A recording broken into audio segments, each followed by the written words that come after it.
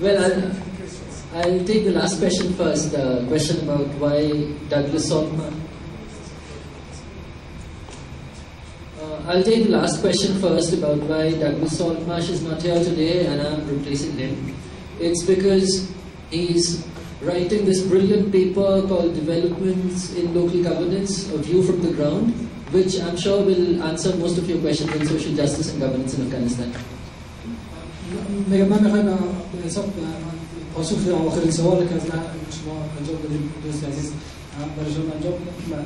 داگلاس سالتمارش کسی قرار بود که بیای سخنرانی داشته باشه، اونا به خاطر که در آخری ها مصروفی نوشتن از اون پروژه کلان تحقیقاتی با در مورد حکومتداری محلی بودن هستن که یک هفته یا دو هفته در آینده هم قرار با پلیس برای که ان شاء الله شاید اکثر پاسخگوی اکثر سوالات شما را عبارت باشه.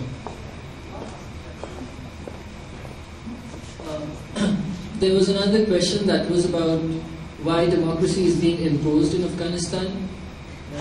Yeah.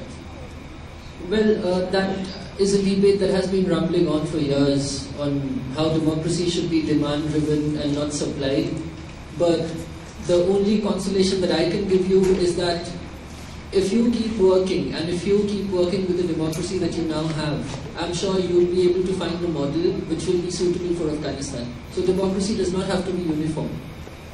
دوستی عزیز ما گفتم مثلا دموکراسی که بیشتر شیوه غربی است، بیشتر تحمیل شده در کشور گرش درست است که اکثر جمعیت افغانستان مسلمان هستند الحمدلله.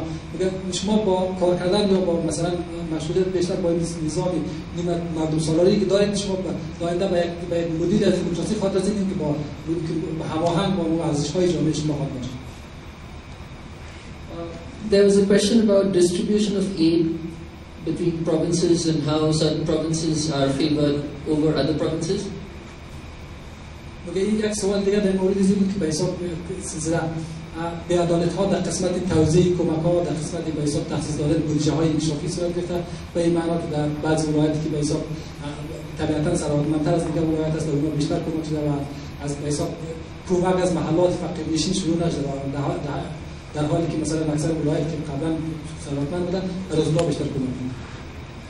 Well, that is why when I was speaking, I was stressing on how the whole humanitarian agenda, the whole human rights agenda needs to be broadened.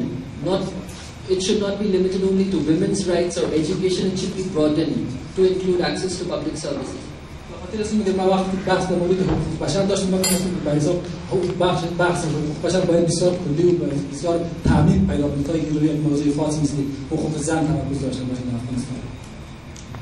And we can also take this as a starting step to maybe think about a more regional form of governance, where regional sectors will be set up and the whole country will be divided into zones that can then report to one center. به حساب یک بخش از پژوهش ما در قسمت این است که ما بفهمیم که مثلا زون سازی یا به حساب منطقه سازی حکومتداری در افغانستان چقدر موثر است تا اینکه به حساب توزیع کمک ها، توزیع پروژه های انکشافی از بیشتر از زون‌های مختلف صورت بگیره تا که از یک مرکز برسیم. And there was this first question about how, was it from somewhere here? It was about how injustice is rooted in Afghanistan. Right. And how I, as someone who's not from Afghanistan, view this phenomenon. یک سوال اولی بود که مثلا چطور بی‌عدالتی در ذهنیت مردم افغانستان نهادی نشده یا نشده و من که به عنوان یک شهروند خارجی که از افغانستان چی نظر در این باره دارم؟ Well, the only thing I can say about this is that Afghanistan has been through a lot in the last 30 years and بیشترین چیزی که من بخواید توجه کنید که افغانستان بیش از 30 سال است که به حساب درگیر خشونت‌ها و درگیر به حساب جنایات داخلی خود است. Well, there was a time in the 1980s when Afghanistan was the least corrupt country according to reports, Afghanistan was the least corrupt country in South Asia. قراری به حساب آماری که در سال 1980 نشان داد افغانستان از جمله کشورهای در جنوب شرق آسیا بود که کمترین به حساب میزان فساد در کشور وجود داشت. While now it is among the top 2 countries in South Asia. امروز باید کشورهای جنوب شرق آسیا امروز افغانستان از جمله 2 کشور که با بالاترین میزان فساد آغشته است. Now if we draw an analogy between injustice and corruption. I'm sure the way injustice has been rooted in the minds of people, it can also be uprooted. It will only take time, and the process has to be very gradual. ما اگر ما بخوایم به حساب رابطه موازی بین بی‌عدالتی و بین فساد اداری با ترسیم کنیم، ما بدون شک به حساب کاملا یک عامل یک از عوامل اصلی بی‌عدالتی رو ما میتونیم در فساد اداری بگیریم. Thank you so much.